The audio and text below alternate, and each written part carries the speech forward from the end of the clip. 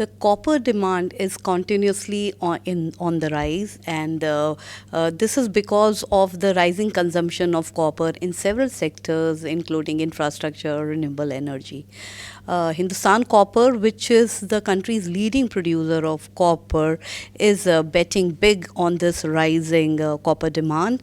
And we have with us the CMD of Hindustan Copper, Mr. Sanjiv Kumar Singh, who will take us through the expansion plans of the company and rest other initiatives. Sir, thank you for speaking to PTI.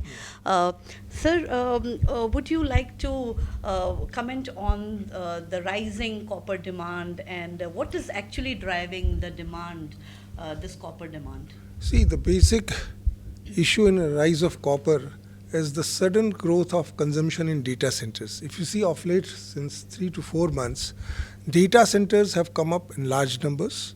They are consuming huge copper. In fact, if you might be aware, in Visakhapatnam also, Google is going to establish one of the largest data centers outside US.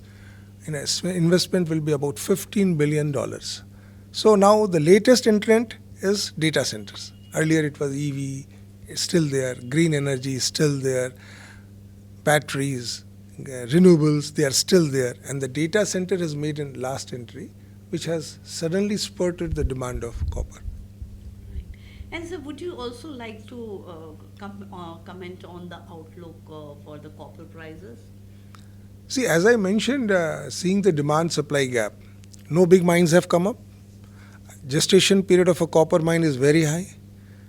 Few mines have restricted their production because of some issues, the Indonesian mine and other mines. So, if the supply side is slightly tight and demand is growing up, so definitely what I feel from the copper industry, the prices should remain tight. This is my perception.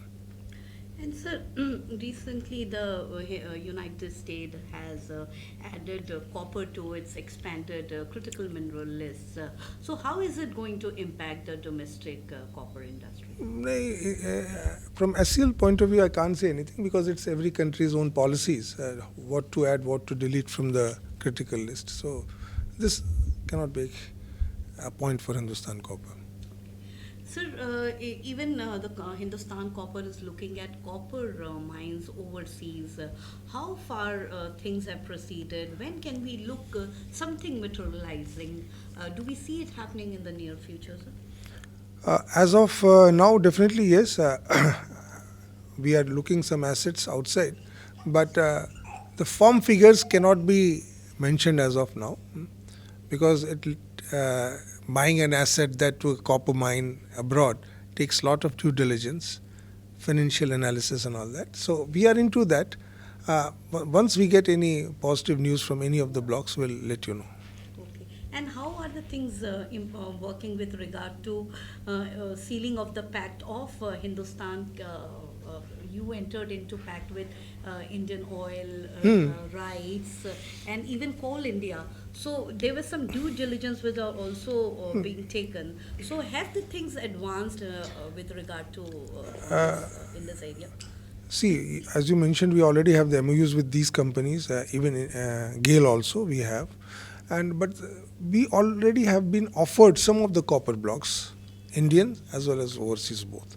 Our team is doing the due diligence, but unless until we come up with any final figures or say quantifiable quantity which we can quantify and mention, we are still in the process of due diligence, so I can't comment that. But yes, my partners are ready to make overseas investment as soon as possible. So we are just halfway through this financial year. How is your capacity expansion plans moving?